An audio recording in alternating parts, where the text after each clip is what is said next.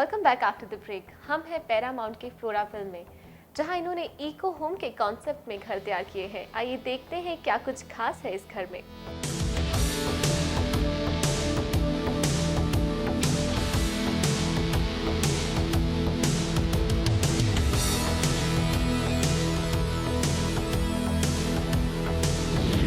अब मेरे साथ है सौरभ पराशर, जो कि यहाँ की मार्केटिंग मैनेजर हैं। सौरभ, बहुत बहुत स्वागत है आपका। धन्यवाद। सौरभ, आप बताइए क्या कुछ खास है इस प्रोजेक्ट में। पहली यूएसपी इस प्रोजेक्ट की है ई होम फैसिलिटी। जैसे कि आपकी लाइट्स है, कैमरा है, ये आपका एसी है, वॉशिंग मशीन है, फ्रिज है, कुछ भी आपका ऑन रह गया है कहीं से आप उसे ऑन ऑफ कर सकते हैं। आप ऑफिस से बैठ के देख के आप उसे ऑफ कर सकते हैं। इससे आप सर, ये तो बहुत अच्छी टेक्नोलॉजी है कि आप कहीं पे भी, दिल्ली में हो, दिल्ली में कहीं भी, एनीवेयर आप ऑफिस में है या कहीं पे अब्रॉड भी है, तो आप अगर कुछ भी आपका यहाँ पे एसी या फ्रिज ऑन रह गया तो आप उसे ऑफ कर सकते हैं। वेरी गुड, ये तो बहुत अच्छी फैसिलिटी है। इसके अलावा और क्या क्या फैसिलिटीज? दूसरी यूएसपी है इसकी नो लुकिंग बालकनीज। कोई आपके सामने बालकनी फेस नहीं करेगी, जैसे कि आपको सामने का व्यू देखने में कोई डिस्टर्बेंस पैदा हो, कोई डिस्टर्बेंस नहीं होगी। या एंड थर्ड वन यूएसपी है इसकी video intercom and you can do ISD call on local rates. कहीं पे भी आईएसडी हम लोकल कर सकते हैं? कहीं पर नहीं, कुछ कंट्रीज में, सिलेक्टेड कंट्रीज में मैं आईएसडी लोकल कर सकते हैं। लोकल रेट्स पे कर सकते हैं। ये बहुत बड़ा बेनिफिट है। और क्या क्या फैसिलिटीज आप इसमें प्रोवाइड कर रहे हैं? और boom barrier, club, swimming pool और स्पा, जिम्नेजियम, नॉर्मल फैसिलिटी हम जैसे बाकी बिल्डर प्रोवाइड करते हैं हम भी दे रहे हैं। मेन यूएसपी इस प्रोजेक्ट की ये है value for money. Value for money means जिस चीज़ के लिए आप पैसा दे रहे हैं इतना, वो आपको सफिशिएंट चीज़ नहीं मिलती है तो आपको कितना दुख लगेगा। वह एक्चुअली क्या कर रहे हैं, value for money by providing lost super area ratio. आपका जो बिल्टअप एरिया है हम आपको दूसरे से ज़्यादा दे रहे हैं। ओके सौरभ, अगर हम बात करें इस घर की, तो इस घर में क्या क्या कुछ खास है? इंटीरियर अगर आप बोलें, आप दिखाना चाहेंगे कैसे आपने इस घर को डेकोरेट किया है? या डेफिनेटली आप दिखाइए। ये 1685 का फ्लैट है। इसमें आप जो एंटर करते हैं 20/11 का कोई ड्राइंग है इसके अंदर जी। या और जैसे अब मैं बता रहा था आपको, ई होम फैसिलिटी हम प्रोवाइड कर रहे हैं। जैसे आपकी लाइट्स हैं, ये ऑन आपकी रह गई है, तो आप ऑफिस से देखते हैं कि आपकी सारी लाइट्स ऑन लगी हैं, तो आप इसे ऑफिस से बैठ के ऑफ कर सकते हैं इस तरीके से। ओ, ये ऑफ हो गया। It is just a phone.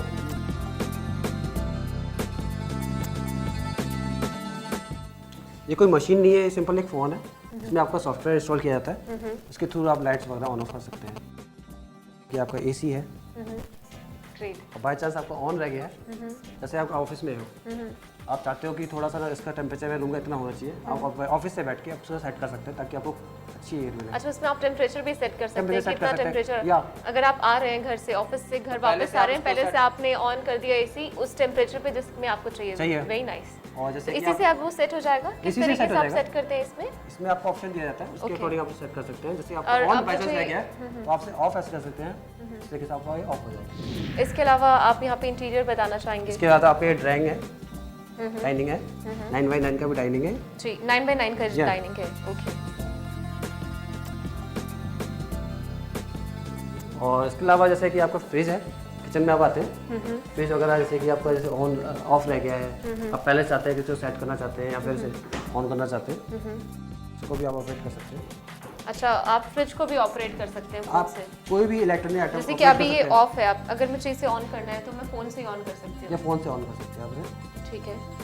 And इसके बाद आप आते हैं बेडरूम के अंदर जी। ये भी काफ़ी अच्छे से डेकोरेट किया है आपने। इसके बाद आप बालकनी देखेंगे, काफ़ी अच्छी बालकनी आप इसे दे रहे हैं। इसमें आप चेयर डालकर आराम से बैठ सकते हैं। अच्छा, बालकनी में भी आप इसे यूज़ कर सकते हैं। इसके बाद हम एक स्लाइडिंग डोर दे रहे हैं, जिससे आपको पूरी लाइट मिलेगी। और ये आपके मच्छर की थोड़ा सा ऐसे प्रॉब्लम होती है तो उसको आप उसे कवर कर सकते हैं उससे। इसके बाद यहाँ पे 12/11 का रूम है। ओके, ये 12/11 का एक रूम है।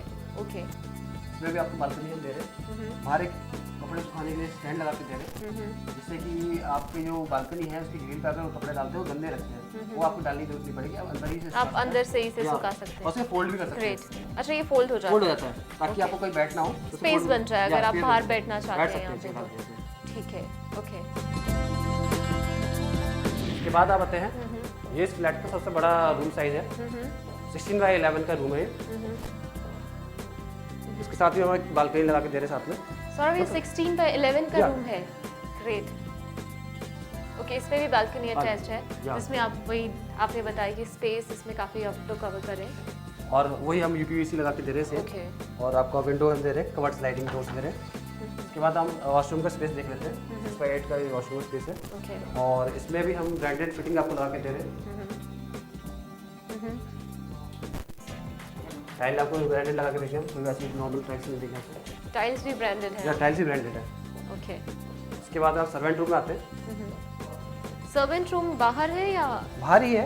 ओके। बट ये आपके ऊपर है, इसको सर्वेंट रूम में यूज कर सकते हैं, या किड्स रूम के रूप में यूज कर सकते हैं, या स्टडी रूम यूज कर सकते हैं, या बिजनेस पर्पस यूज कर सकते हैं। इस रूम को आप यूज कर सकते हैं, स्टडी रूम चाहे तो आप मान लीजिए, या सर्वेंट रूम मान लीजिए, कुछ भी आप, या फिर स्टोर पूजा घर भी बना सकते हैं। पूजा घर भी आप बना सकते हैं, बिल्कुल।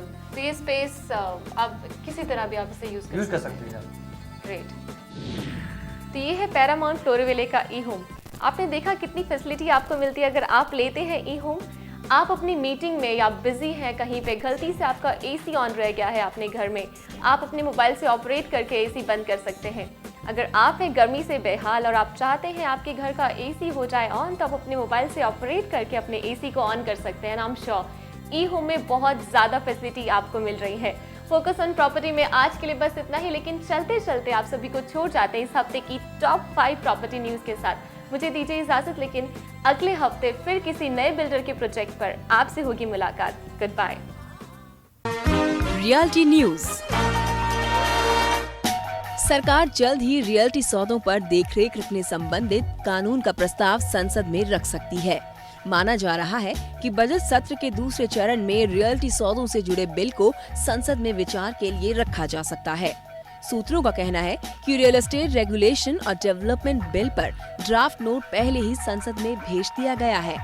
रियल एस्टेट रेगुलेशन और डेवलपमेंट बिल के तहत डेवलपरों को खरीदारी के 70% फंड को अलग से बैंक खाते में रखने का प्रस्ताव है। प्रोजेक्ट पूरा करने में अलग से खाते में रखी गई रकम का इस्तेमाल किया जा सकेगा। इस बिल के तहत डेवलपरों के लिए रियल एस्टेट रेगुलेटरी अथॉरिटी के साथ रजिस्टर करना अनिवार्य बनाया जा सकता है।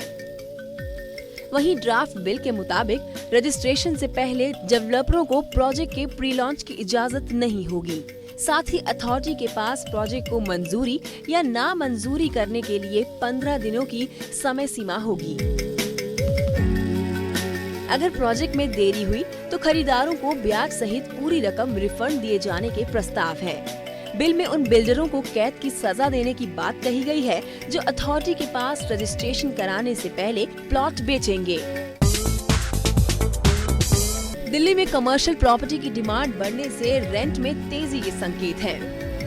हालांकि कमर्शियल स्पेस की ज्यादा डिमांड बाहरी इलाकों की तुलना में अब भी सेंट्रल और सेकेंडरी बिजनेस डिस्ट्रिक्ट में देखने को मिल रही है।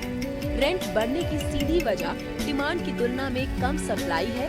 बताया जा रहा है कि पिछले कुछ समय में Connaught place, Nehru place, INA और साउथ एक्सटेंशन जैसे इलाकों पर ज्यादा असर है। वहीं दूसरी तरफ नोएडा, फरीदाबाद आदि में रेंटल वैल्यू में ज्यादा बढ़ोतरी नहीं देखने को मिली है। स्टूडियो और सर्विस अपार्टमेंट आमतौर पर सिंगल यूनिट के रूप में होते हैं। इसमें आपको बेडरूम और डाइनिंग स्पेस मिलता है। साइज 300 से 600 स्क्वायर फीट के बीच होता है। आपको लॉन्ड्री से लेकर खाने पीने तक की सुविधाएं मिलती हैं। प्राइवेसी का भी पूरा ध्यान रखा जाता है। जो लोग निवेश के लिहाज से पैसा लगाना चाहते हैं, उन्हें अच्छा रिटर्न मिल सकता है। दिल्ली NCR में सर्विस अपार्टमेंट का कॉन्सेप्ट इस कदर पॉपुलर हुआ है कि अब तमाम बिल्डर्स इस कॉन्सेप्ट पर काम कर रहे हैं। अंसल और एसोटेक के बाद इस कड़ी में Supertech, Earth Infra, Parsvnath, Saviour, Amrapali, Falcon और दूसरे कई बिल्डर्स के नाम जुड़ गए हैं। एक्सपर्ट की माने तो इस तरह के फ्लैट्स की डिमांड अब काफी है। यही वजह है कि तमाम डेवलपर्स ने इस कॉन्सेप्ट को अपनाया है। स्टूडियो और सर्विस अपार्टमेंट आमतौर पर सिंगल यूनिट के रूप में होते हैं, यानी कि इनमें आपको बेडरूम, डाइनिंग स्पेस मिलता है। इनका आकार 300 से 600 स्क्वायर फीट के बीच होता है। इनकी एक और खासियत है कि इनमें डिवाइडिंग वॉल नहीं होती। हालांकि आप चाहें तो पार्टीशन डाल सकते हैं। अब ये आप पर निर्भर करता है कि वो पार्टीशन फोल्डिंग होगा या परमानेंट। ये रहने के लिए सस्ता और अच्छा ऑप्शन तो है ही, इन्वेस्टमेंट के लिहाज से भी बेहतर कहा जा सकता है। इस तरह के अपार्टमेंट की कॉर्पोरेटर्स के बीच भी अच्छी डिमांड है। आप इसे आसानी से किराए या लीज पर देकर अच्छा रिटर्न पा सकते हैं।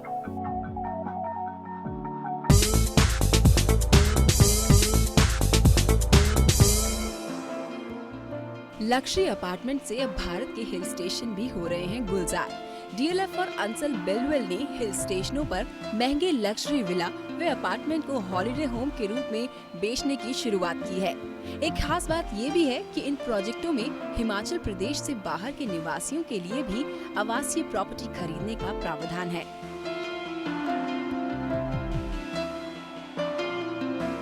इसका मतलब यही है कि हिमाचल प्रदेश से बाहर के निवासी भी शिमला व मनाली जैसी खूबसूरत जगहों पर लग्जरी फ्लैट खरीदने की अपनी मुराद को पूरा कर सकेंगे।